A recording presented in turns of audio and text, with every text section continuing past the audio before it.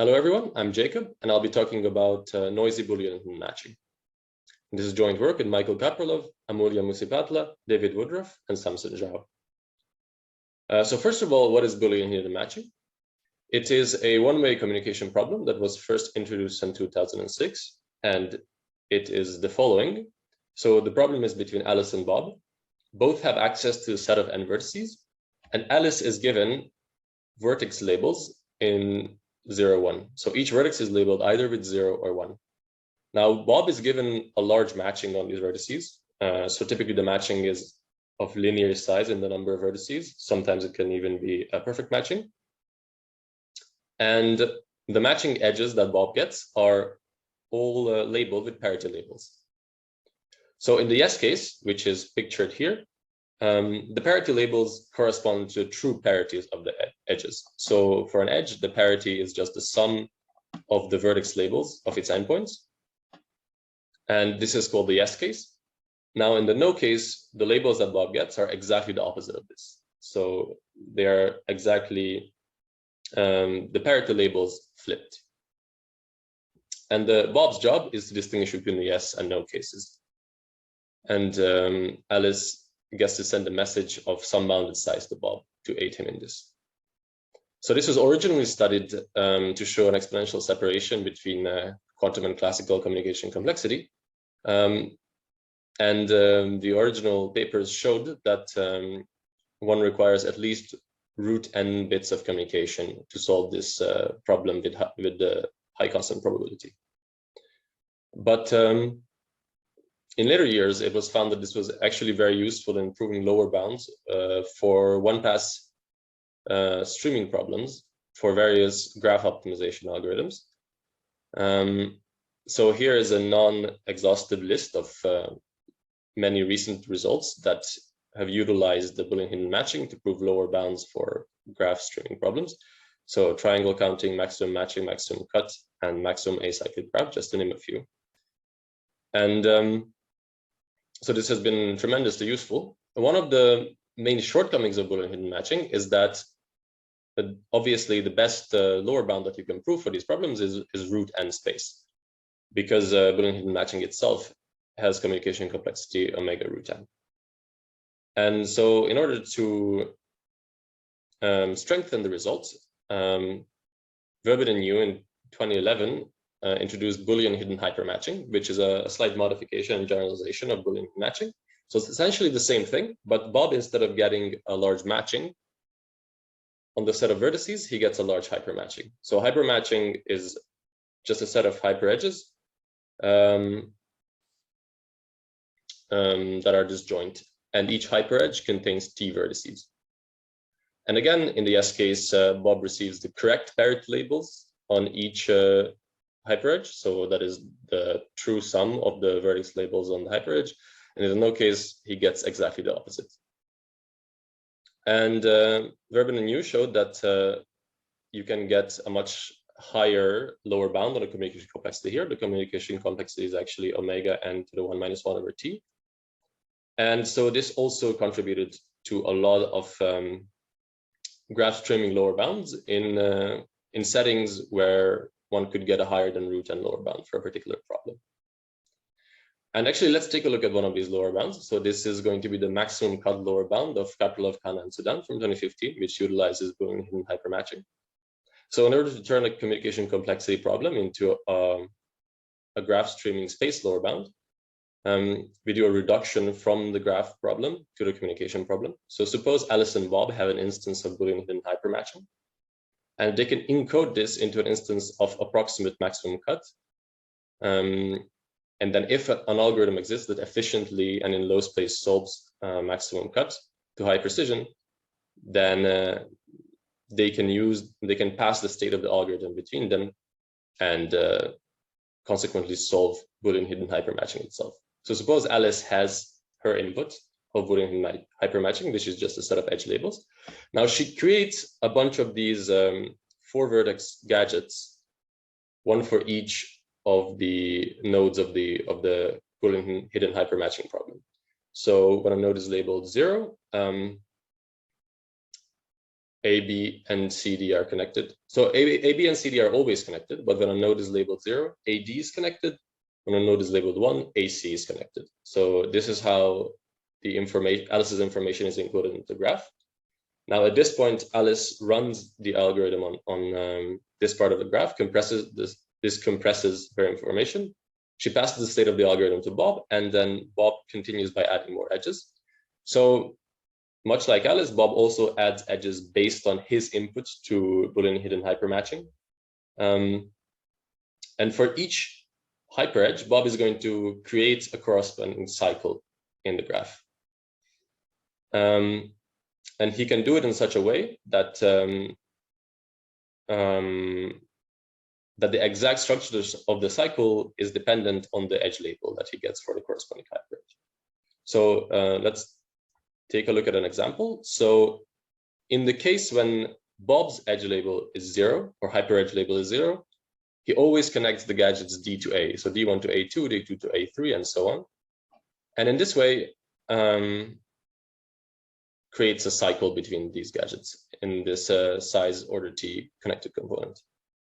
If the hyperedge label is 1, he does almost exactly the same thing, except for the last finishing edge of the cycle, which connects between D and B.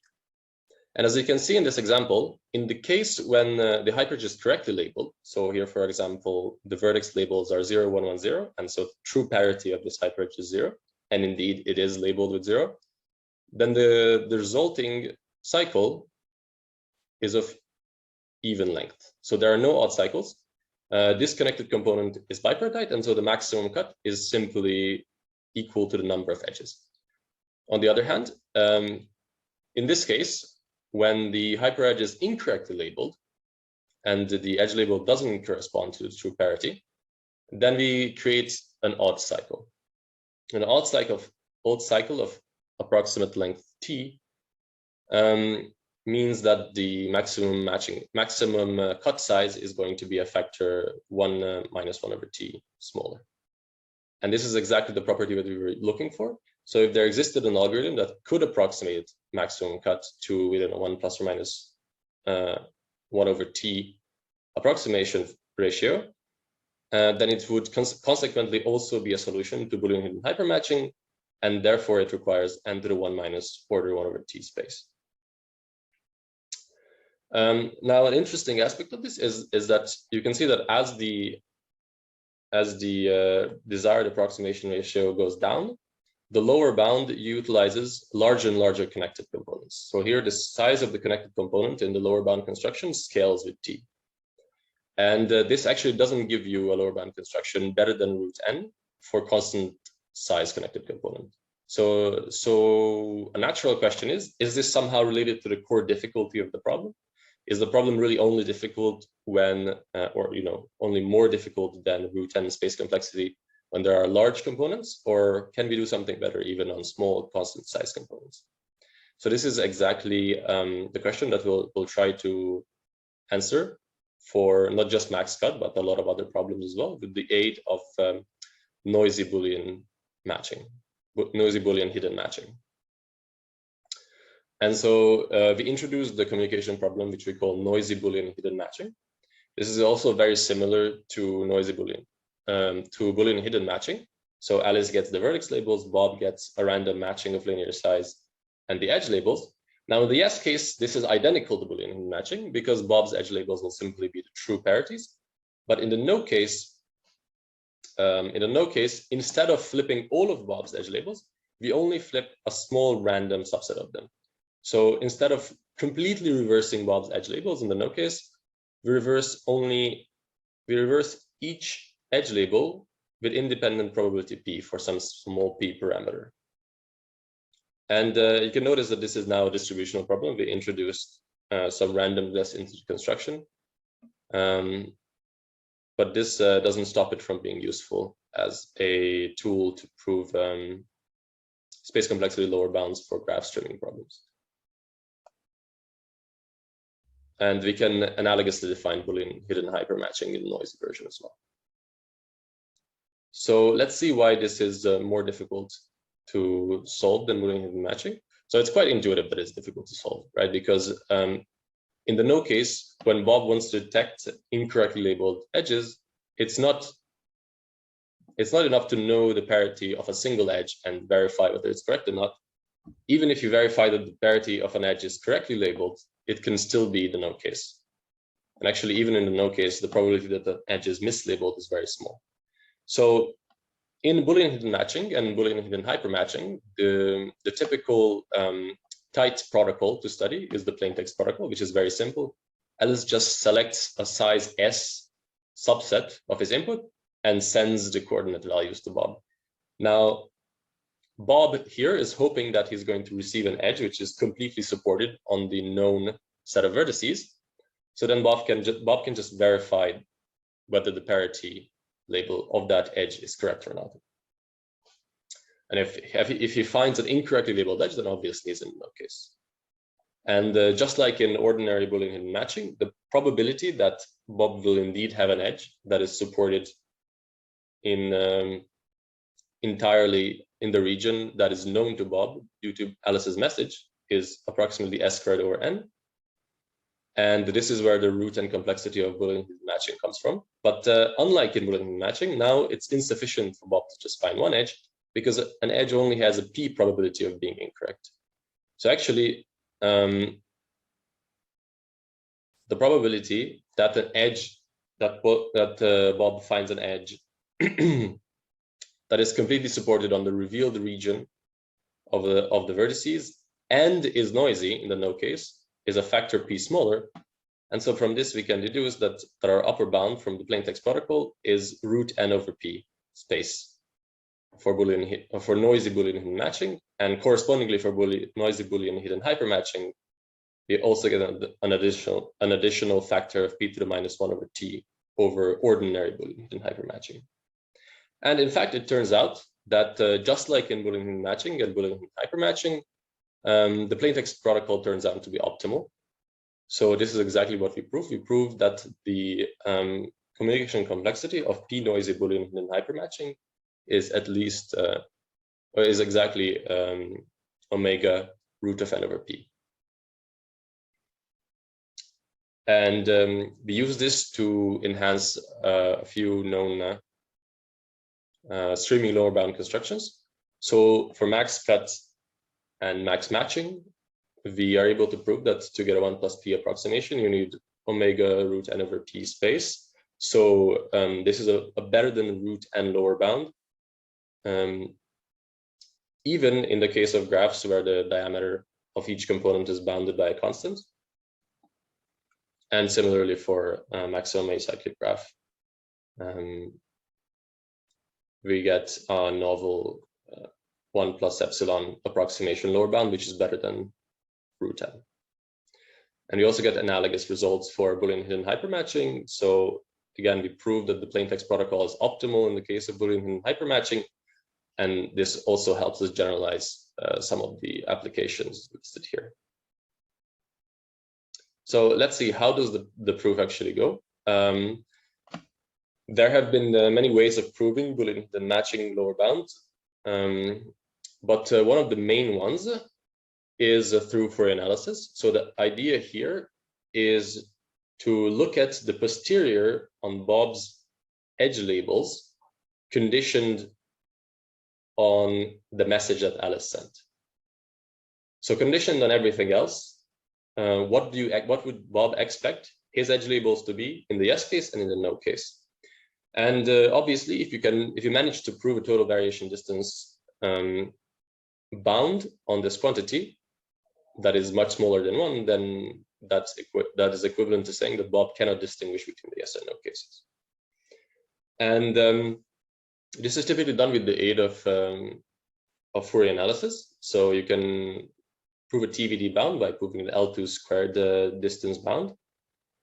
And this is the exact formula that most papers actually prove, that in expectation over the matching of Bob, the posterior of the labels in the yes and the no cases differ in L2 squared by at most something that is smaller than a constant, or by at most a very small constant, and therefore it's impossible to distinguish between these two cases.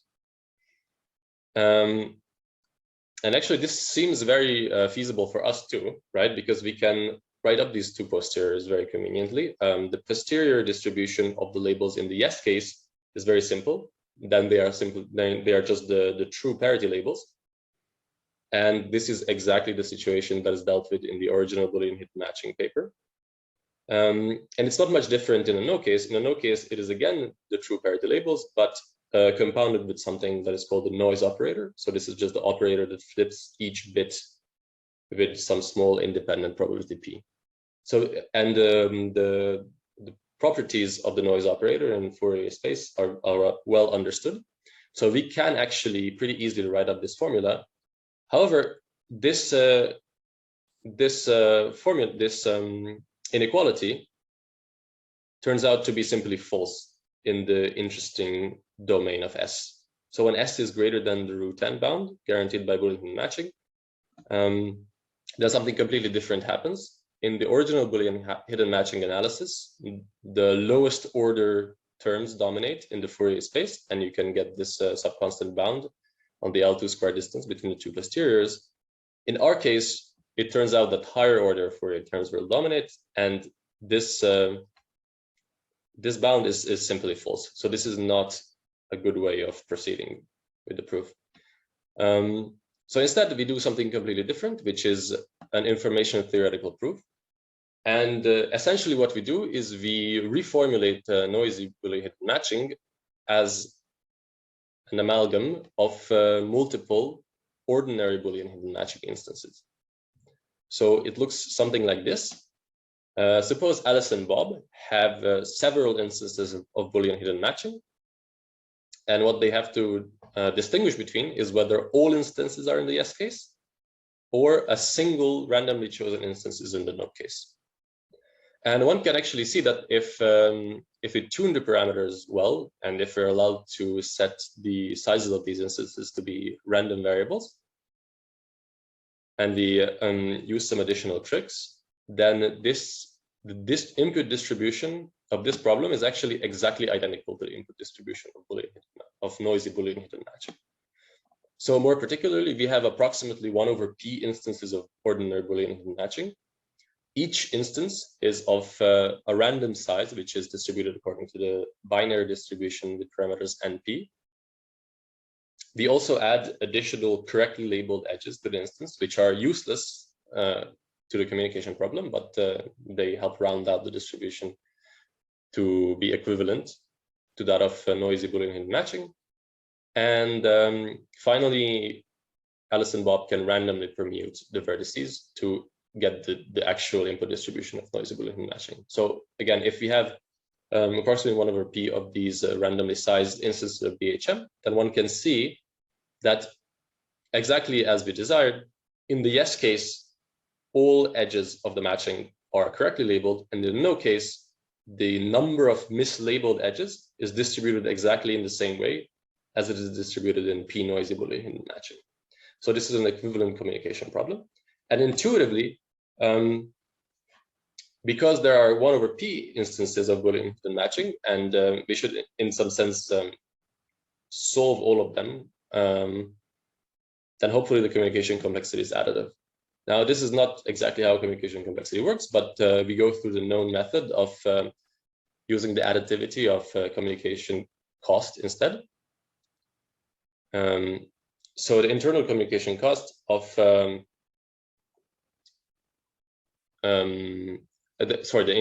internal communication cost is defined as the amount of information that Alice's message reveals about her own input conditioned on Bob's input. And this is known to be at most the communication complexity, which is of course just the entropy of Alice's message. However, we can show actually that it's not asymptotically less. So in the case of Boolean hidden matching, this is also root n. And due to the additivity of this quantity, we can show that we have 1 over p instances of Boolean hidden matching. Each instance is of approximate size p times n, and so they have communication cost root of p times n. And this all adds up to be a lower bound of root of n over p on the communication complexity of the overall problem, which we have shown is equivalent to noisy Boolean hidden matching. This is exactly what we wanted to get. So this concludes the proof sketch of the main result. And let's revisit that construction of maximum cut.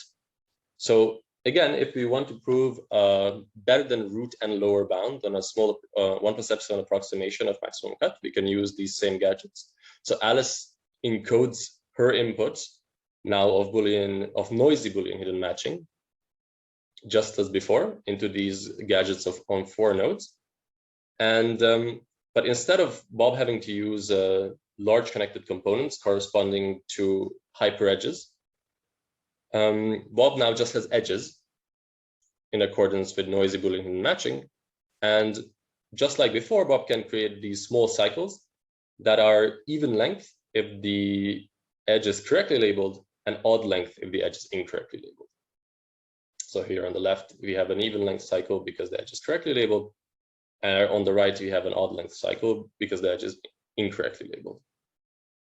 And so just like before, if the edge is correctly labeled, then we have a bipartite component and the maximum cut is the number of edges. While if the edge is incorrectly labeled, then the maximum cut of that component is a constant fraction worse.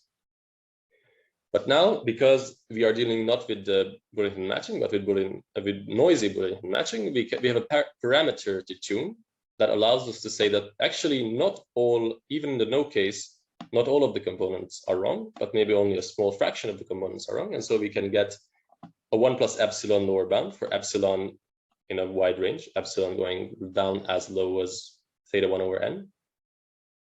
And in all of these cases, we get a lower bound that is more powerful than root n. In particular, it is root n over epsilon. So in conclusion,